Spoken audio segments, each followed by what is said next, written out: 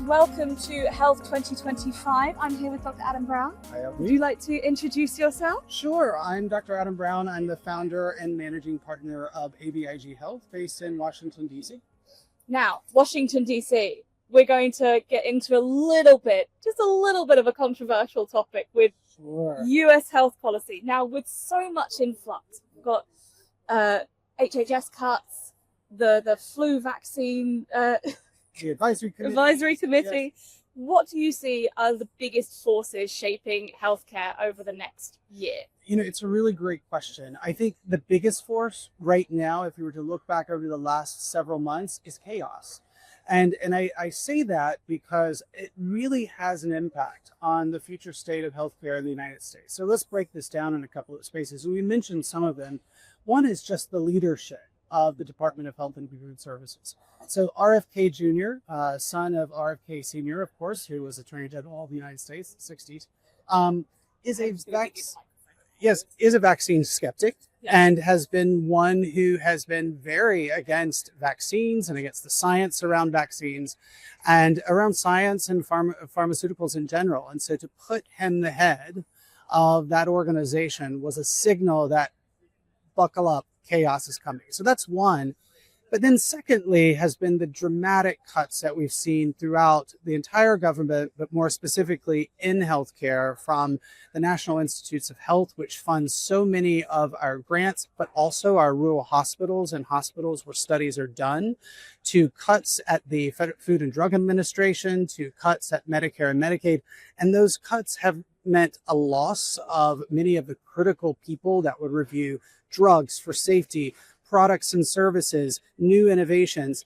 And that has had a chilling effect on not only innovators and investors in the US, but also abroad. So I would say that chaos is very likely the biggest type of trend that is informing or creating some of the ripple effect in what we're seeing in healthcare in the US. And how is the industry reacting to that? So how do you continue through chaos?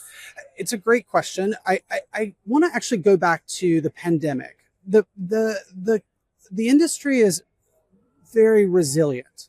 So some of it is man-made chaos, which we're seeing now, and some of it is not. Some of it's more natural chaos, and that was the pandemic. And surprisingly, after the pandemic, we saw healthcare really come back, a lot more investment in the space, a lot of forward momentum in new technologies. We look at telehealth, for example, that really took off, and expanding accessibility and interoperability of different types of services.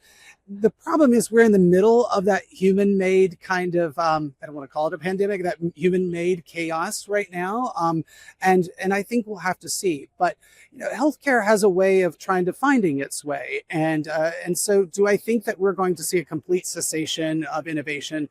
No. But do I think that we're going to have some hard times? Yes. But that may be opportunities for here across the pond. I want to just touch on something that we just spoke about off camera, which was the idea of make America healthy again. Right. And going back to a time of health. But what does health mean in the US market right now? I think that's a hard question to answer. So I'm a business school professor, and I ask my students that question all the time in a word cloud. And students will answer the question from wellness. Well, what does wellness mean? And they have a hard time. And I think people across the board have a really hard time of defining what health is. Is it a quantified number like the age that someone lives, or is it the quality of life that someone has?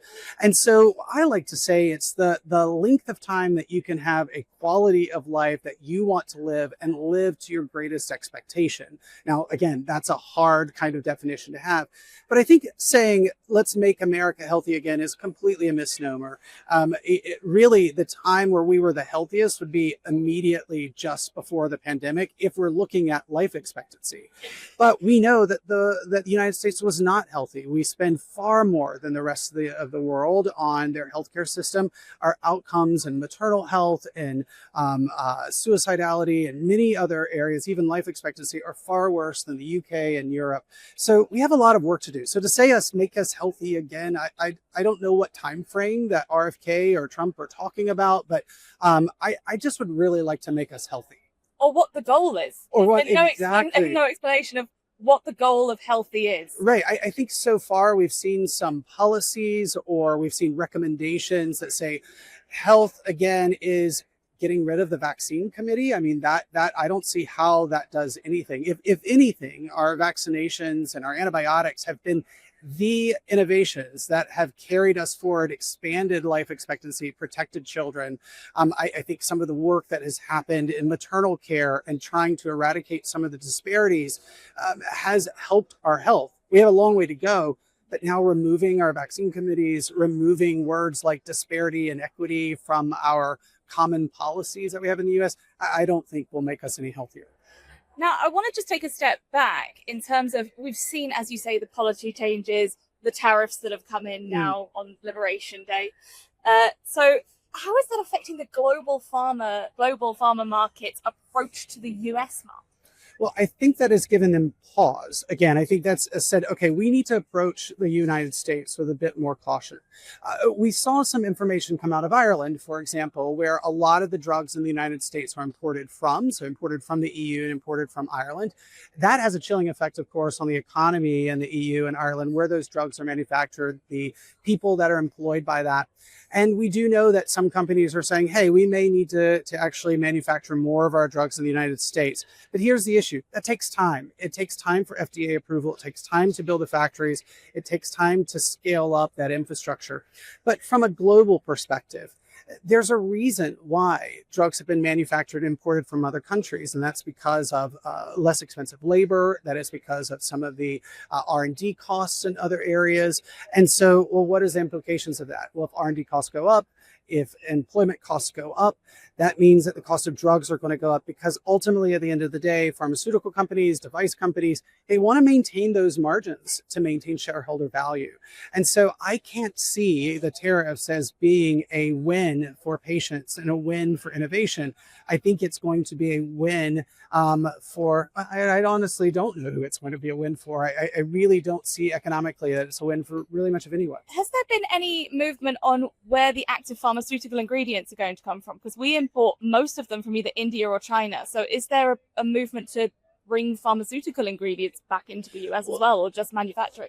Well, that's a great point. That's a part of the conversation as well, because if you are importing those drugs from other countries like India and China, or the active ingredients, there's going to be a knock-on effect to the overall cost. Now, if you notice that in the Liberation Day and the tariffs discussion, there's always a walk forward and a walk back. The walk forward is we are going to have these exorbitant tariffs, and then once industry starts to get involved, the tariffs start to be walked back. And so we're in this bit of the gray zone. And I don't know if that's partially a tactic, but I think if you were to ask most people, where are we on tariffs today? I think, check the wind. We're not really sure. But what we do know is that it does create chaos. It creates confusion. And on top of that, it's likely not good for patients at the end of the day with some of the costs of the drugs. Now, one of the other things we've been talking about at this event, taking a step back away from chaos, Sure. is the idea of digital health. Yes. So I'd like to get, from your perspective, where do you think we are in the current state of digital health innovation? Are we moving forward? Is there innovation yet to come, or have we hit a plateau? Oh, I think we're moving forward because, well, first, it's how do you define digital health? Back in a few years ago, people would define digital health as basically telehealth. Now, digital health is expanding into, yes, telehealth, into AI clinical decision support software, wearables. And so anything that has some type of digitization in healthcare, I think that's moving forward. Why? Because the market's speaking in some ways. Patients want to have more autonomy. Patients want to have more control of their body and understand their body. So I think that's one.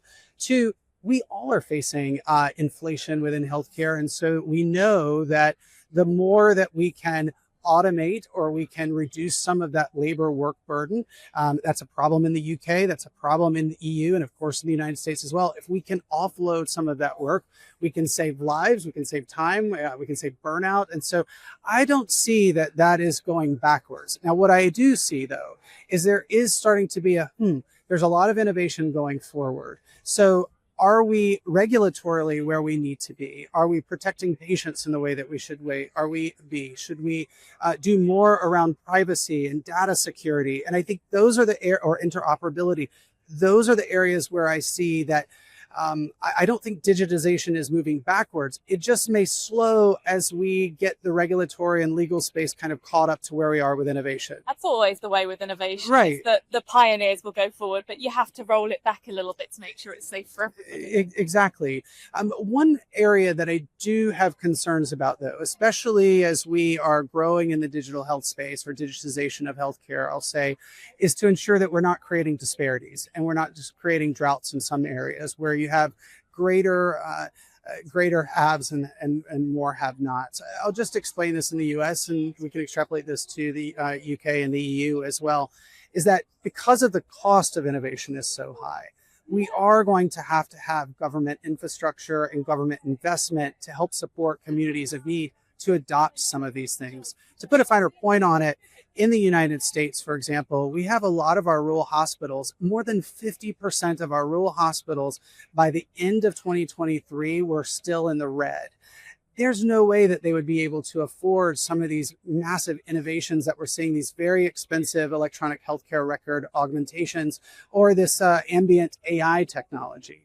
And so if you have the hospital systems that can afford that, accelerating forward with innovation, offloading some of their clinical workforce, improving patient outcomes with digitization, and then some of our rural hospitals not able to catch up with that, we are widening the disparity. So this is where government, where our lawmakers and policymakers really have to step forward, invest in a smart way that creates equity across the board, and both here in the United States and abroad in the UK and EU. I think that's a really interesting point regarding hospitals, because we tend to think of digital innovation as, oh, people are getting new wearables, they've got a new Apple Watch, but to be able to do that, you have to be able to afford an Apple Watch. Correct. And then you have to be able to charge it. You have to be able to upload the data somewhere. Got me saying data now. Data. It's data. But go ahead. But, Tomato, tomato. Tomato. The other thing we've been looking at here are the wonderful startup section that we have here at Health. So what are the key regulatory or market access challenges that startups, particularly international startups, should be prepared for when they're entering or looking to enter the US market right now? Such a great question. And it has been the topic of conversation at my booth. As you know, I started ABIG Health, and we work with early stage startups. I'm not making a sales pitch, just going to be very honest about the conversations that we are having. And that is, at what point do I start looking at the regulatory space in the US? And here's what I tell people. If you are thinking at all about going into the United States to commercialize, start with getting advice very, very early on. So let's take the FDA, for example. If you've come up with a software that says software as a medical device, the process that you go through, it can be very laborious and extremely expensive. And depending on where your investments come from, your timeline of commercialization could be varied, and that could eke into your ability to stay afloat. And so what I tell people is get expert advice early on so you know the pathways that you need to follow, how you need to get approvals and the appropriate approvals from the Food and Drug Administration. Do you need them? Probably yes. Which pathway do you follow? What is the timeline typically associated with it? And getting that expert advice early on is extremely important. Second, if you are touching data, understand where does that data live? Who owns it? What type of contracting structures are you going to have? Are you going to be embedded in an electronic healthcare record? Are you going to be standalone? Where does it stand? Do you have certain HIPAA protections or Healthcare Information Portability Act protections and Privacy Act protections? Do you have those things? So leaning on experts that are in the field in the United States that have commercialized products or worked in the provider space is critical. Third, and this is something that I see all the time, is that I hear from startups say, oh, the doctors and nurses love our products. They may be influencers, they may be end users, they may necessitate a great user experience, or the patients may love it. They may not be the buyers. And because of the complexity of the payer system in the United States, meaning the insurance system between a hybrid public-private market, state-based market, understanding who actually is going to sign the contract and who you need to influence is critically important to your success as a startup. That's a huge point that I've not heard that many people talk about. They talk about KOLs, but, oh, this very reputable doctor really likes my product, but they're not going to be the ones signing your check Exactly. at the end of the month. I'll give you an example. So I've had a startup say, "Oh, I had X doctor that was able to vouch for this, and they loved this product." And then I'll say to them, "Well, what did the procurement company or procurement department at the hospital? What procurement? What? No. That doctor works at an integrated healthcare system with multiple hospitals, with a centralized procurement department, and that procurement leader is not a doctor. You need to convince him or her that your product is going to meet their needs. What is their kind of key KPI? Not necessarily, does it make the doctor happy? Is it safe? Does it save money? Does it improve efficiency? And while you may in the back of your mind say, yeah, it does all of those things. No, you need to craft your message. You need to craft your pitch to those individuals. And that becomes important to investors as well, who may invest in your product, is that you've considered truly who your buyer is versus who's the influencer of the buyer. And so you need to walk and chew gum at the same time. But you also have to have nuances to your messaging, and you also have to have nuances to really the value that you're going to bring with your product or service. So it's almost like the doctors and patients like it should be the base level. They should like it. It's the whole point of you making this product. Correct. But there is more that you have to add on to it. Absolutely. And that's one of the things that we look at. We look at, yes, is this going to be clinically implementable? Is this something that doctors will want? Are there safety mechanisms put into place to, let's say it's a clinical decision software, support software. Are there ways to audit it? So those are kind of the table stakes. We would say those are the things that you should be doing, period. Does it integrate with an electronic healthcare record? Does it live off to the side? But the big question is, okay, when John or Jane is there in the procurement office and they are the ones negotiating the contract and you're trying to describe your value to them, do they fully understand your product or service? Do they see that it's going to meet their needs? And you also need to be ready on the timeline of that. I've talked with hospital systems before, have 20, 30, 40 startups or different software solutions that they want integrated into their electronic healthcare record. And they're going through long, laborious processes of testing. And sometimes that can be 9 months to 12 months. So ensuring that's a part of your journey and your timeline is critical. So yes, you need to understand the regulations. You need to understand data, what you're doing with it. You need to understand the payer space. And you've got to understand the buyer. It's so important. I'd be interested to hear your perspective on the race between hardware and software.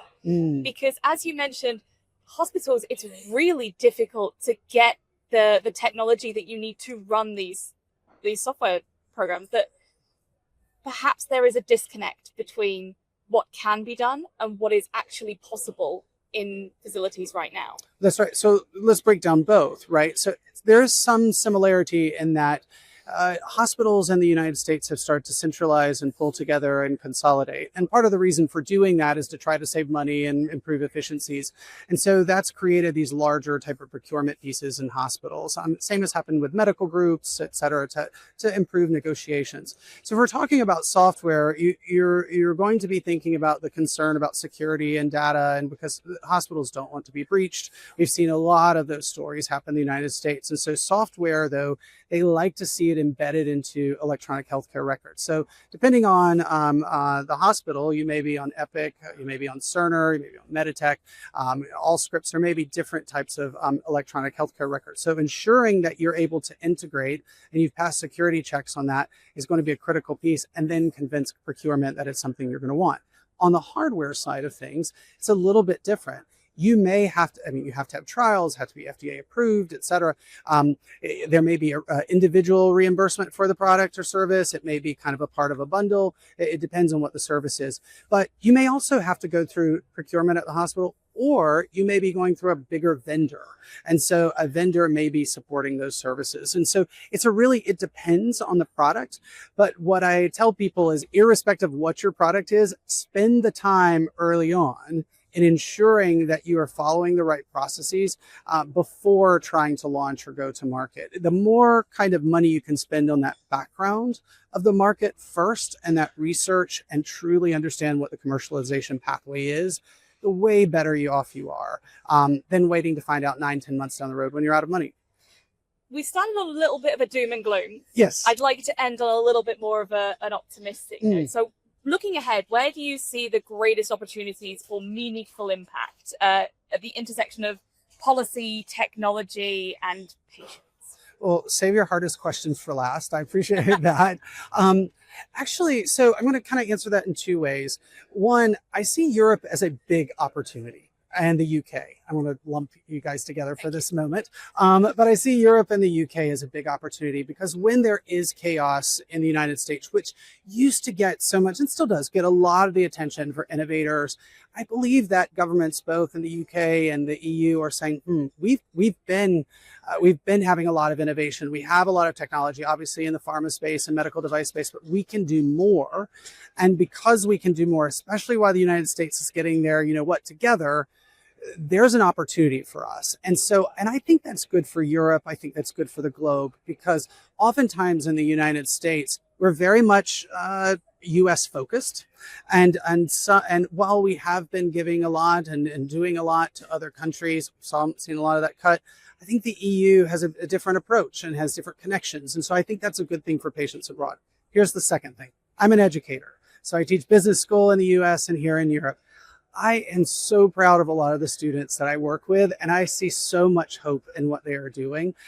When I have them contact me after a year or so after class or 2 years and hear about the work they're doing, the internships they had, I am just so extraordinarily impressed with their brains and so glad I'm not competing against them for medical school or for MBA school.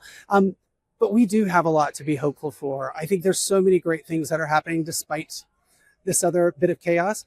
In chaos, there's opportunity. And I'm not asking for more chaos, but I'm saying we can look to the bright side and see there's a positive future. If we've seen one thing from the pharma industry, it is that they are resilient and adaptable. Very much so. And now they just get to flex those muscles. Exactly. Although they may not want to. They may not want to, but on the same token I don't wish chaos. I don't wish confusion. I don't wish disruption. However, it does make us look a little more introspective. It makes us look for more opportunity, just like we did during the pandemic, to say, what could the future be? And that in and of itself is not necessarily a bad thing. To say, what should we be doing differently? How can we tap into more markets? And let me just say one third thing, is we do need to have an equity-based approach. And one that if we really want to see global health improve, we have to make investments and use some of this great wealth that we have in some of the countries around the world and give to countries that don't have, because we really are all in this together. And so any of these innovations that we're talking about, we do need to be looking through a lens of how can I get this to communities that have been without so that we can help further them along. Well, thank you so much for speaking to me, Adam. Thank you, Eloise. Great conversation. I really appreciate it. Thanks for the opportunity. Thank you for watching along at home. We'll bring more health updates as we go, so stay tuned for more information from Health 2025.